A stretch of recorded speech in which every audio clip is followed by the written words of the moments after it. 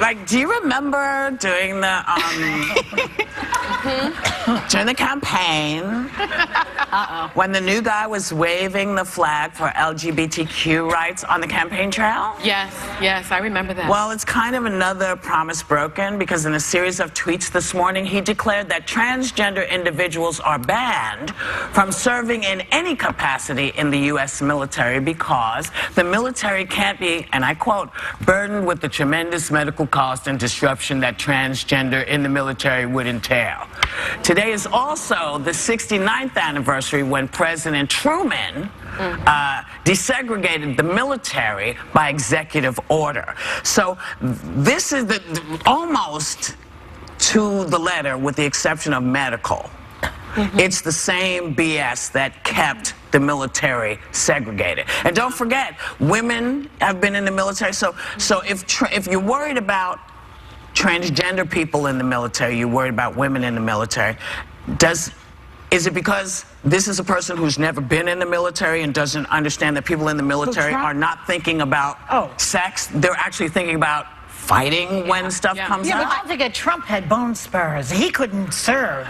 He got five. Did he get 5 deferments? He got I believe Limbaugh had a wart, or some kind of a boil on his behind. They all have something. This conversation, I remember, happened when we were talking about women being able to fight in combat as well, and it became a very contentious conversation. And my instinct is always to say, I want the person, this is the military, I want the strongest, I want the best. I don't care if that's a woman, a man, a transgender person. If you can fit the requirements and you can defend and protect my nation, then I'm behind you. I support you.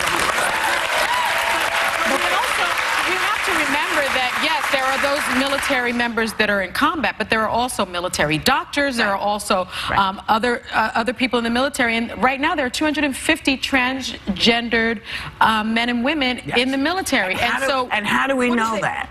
How do we know that? Because they decided to let you know. The doctors can't say, oh, this person, that's not, they don't give you that information. So how are you going to tell? And what are you going to tell people who've been in there for 5 or 7 years? Those 250 people, 7,000 transgender people in the military. But I also think anyone that's willing to stand up for this country and possibly make the ultimate sacrifice, how dare we say you can't? It's not just about, just about sacrifice. I refer you back to World War II, when somebody in England, a guy named Alan Turing, which is the movie about him, by Cumberbatch, Benedict Cumberbatch, stars, what is it called? The Imitation Game, I believe. Imitation Game, something like that.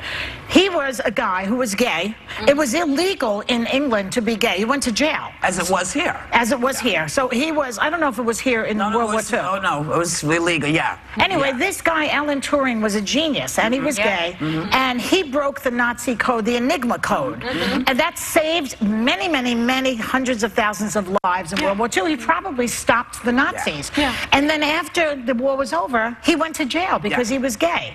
So how do we know that one of these transgender people is not going to be able to speak Arabic or talk to people in ISIS? Hidden figures, You don't know that. women. You are eliminating possible talents. Space travel. Even beyond that, in Israel, okay, men and women fight side by side. They don't have the issues. Everybody has to serve, but they don't have the issues that we do. So maybe instead of I don't know, watching Fox News or something, maybe, because he does that a lot. So I'm never sure where he's getting his information from. But maybe they should be talking to folks in Israel to see how men and women can actually fight side by side, because I know military people my whole life, and whether they're men or women, gay or straight, if they are focused and they're in the middle of stuff, it doesn't matter.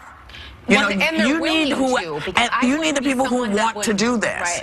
One thing I will say, that I think there is a cultural issue here in the United States, because one thing that I've noticed is that when they make these decisions, they often talk to military personnel. And what you hear from military personnel oftentimes, and I don't agree with this sentiment. As I said, I want everyone to be able to serve, but the military personnel say this, from the military people say this lowers their morale. This makes it harder for them to do their job. And it makes people nervous. Let me tell you this something.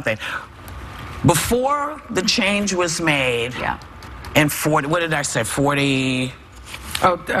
Yeah. Truman? Was Yeah. it 48. 48, 47? Yeah. This is the same exact argument they used. They said white men would not want to take orders from a black person. They wouldn't want to take it from a whack that was serving. That black people couldn't do. It's the same BS. Yeah, I know. The bottom line. And so none of this, I can't accept unless you tell me this person, I don't feel this person can defend me while I'm fighting. Right. That's one thing. Right. Yeah. Because you're saying this guy next to me, I don't think he's the soldier I need him to be. But this is like covering argument, though, isn't it? Argument. Yeah, it's an argument This is about like covering women to remove a male urge. This is removing things to say you're uncomfortable. People need to get comfortable legislate on and deal fear. with it. No. That's not what you're there Get for. over I think you yourself. mentioned about cost. it's a cost the Department argument. of Defense has these medical standards, and they say that the person needs to be free of medical conditions that would require excessive time lost from duty for necessary treatment or hospitalization. So they're saying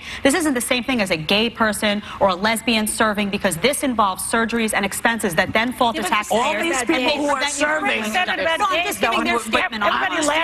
I understand this statement, and what I will say to that statement is folks are already serving, been serving, as the gender they've chosen to be. Yeah. So basically, it's already been happening. People have been in combat and fighting, there are going to tours and 7,000, tours and tours. Only And if you 250 risk your life, it should be not just education, but health care you get. If you're willing to do this, well, you should we'll get back to that because, you know, we don't treat our vets the way as well as we should. That's true. We'll be right back with more Hot Topics.